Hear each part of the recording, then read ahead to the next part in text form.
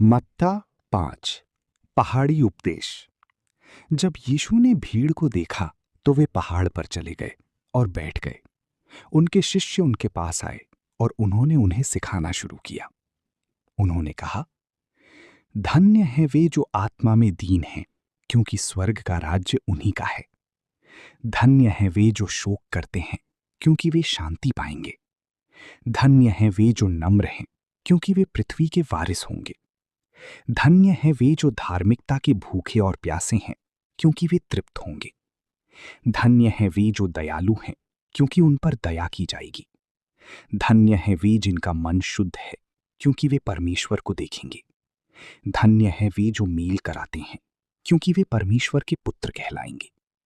धन्य हैं वे जो धार्मिकता के कारण सताए जाते हैं, क्योंकि स्वर्ग का राज्य उन्हीं का है। धन्य हो तुम जब लोग मेरे कारण तुम्हारी निंदा करें, तुम्हें सताएं और झूठ बोलें। आनंदित हो और खुश रहो, क्योंकि स्वर्ग में तुम्हारा बड़ा प्रतिफल है। तुम पृथ्वी के नमक हो, परंतु यदि नमक अपना स्वाद खो दे तो वह किसी काम का नहीं रहता। तुम जगत की ज्योति हो। पहाड़ पर बसा नगर छुप नहीं सकता। उसी प्रकार अपने मत्ती 17 रूपांतरण। 6 दिन बाद यीशु पतरस, याकूब और यूहन्ना को एक ऊंचे पहाड़ पर ले गए। वहां उनका रूप उनके सामने बदल गया। उनका मुख सूर्य के समान चमका और वस्त्र प्रकाश के समान श्वेत हो गए। तब मूसा और एलियाह प्रकट होकर उनसे बातें करने लगे। पतरस ने कहा, प्रभु, यहां रहना अच्छा है। यदि आप चाहें तो मैं 3 मंडप बनाऊं। तभी एक उज्जवल बादल ने उन्हें ढक लिया और बादल में से आवाज आई, ये मेरा प्रिय पुत्र है, जिससे मैं प्रसन्न हूं, इसकी सुनो। शिष्य भयभीत होकर मुंह के बल गिर पड़े। यीशु ने आकर उन्हें छुआ और कहा, उठो, डरो मत।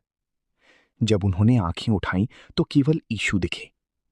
पहाड़ से उतरते समय यीशु ने कहा, जब तक मनुष्य का पुत्र मरी हुओं में से ना जी उठे, किसी को यह दृश्य मत बताना।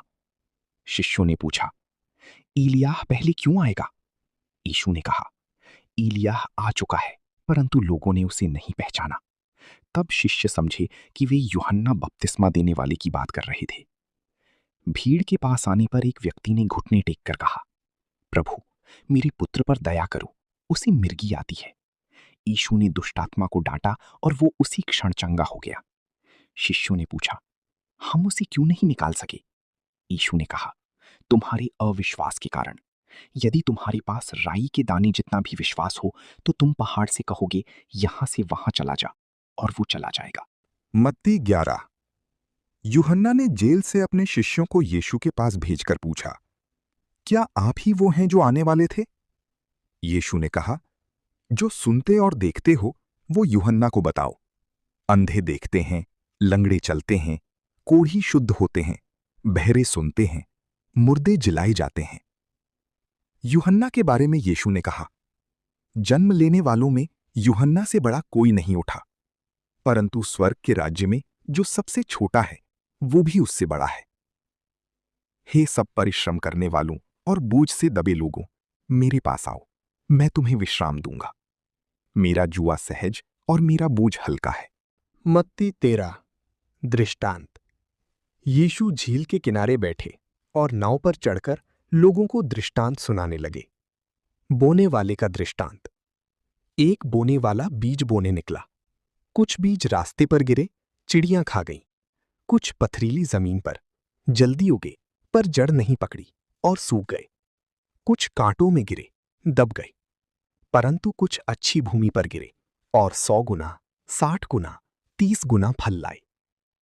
शिष्यों ने पूछा, आप दृष्टांतों में क्यों बोलते हैं? यीशु ने कहा, क्योंकि स्वर्ग के राज्य के भेद तुम्हें दिए गए हैं। घास पात का दृष्टांत। स्वर्ग का राज्य उस मनुष्य के समान है जिसने अपने खेत में अच्छा बीज बोया। रात को शत्रु आया और गेहूं के बीच जंगली बीज बो गया। कटनी के समय पहले जंगली पौधे इकट्ठे करो और जलाओ, फिर गेहूं मेरे भंडार में इकट्ठा करो। राई के दाने का दृष्टांत। स्वर्ग का राज्य राई के दाने के समान है, सबसे छोटा बीज, परंतु बड़ा होने पर पेड़ बन जाता है। खमीर का दृष्टांत। स्वर्ग का राज्य उस खमीर के समान है जो आटे में मिलाया जाए और सारा आटा खमीरा हो जाए। खजाने का दृष्टांत। स्वर्ग का राज्य खेत में छिपे खजाने के समान है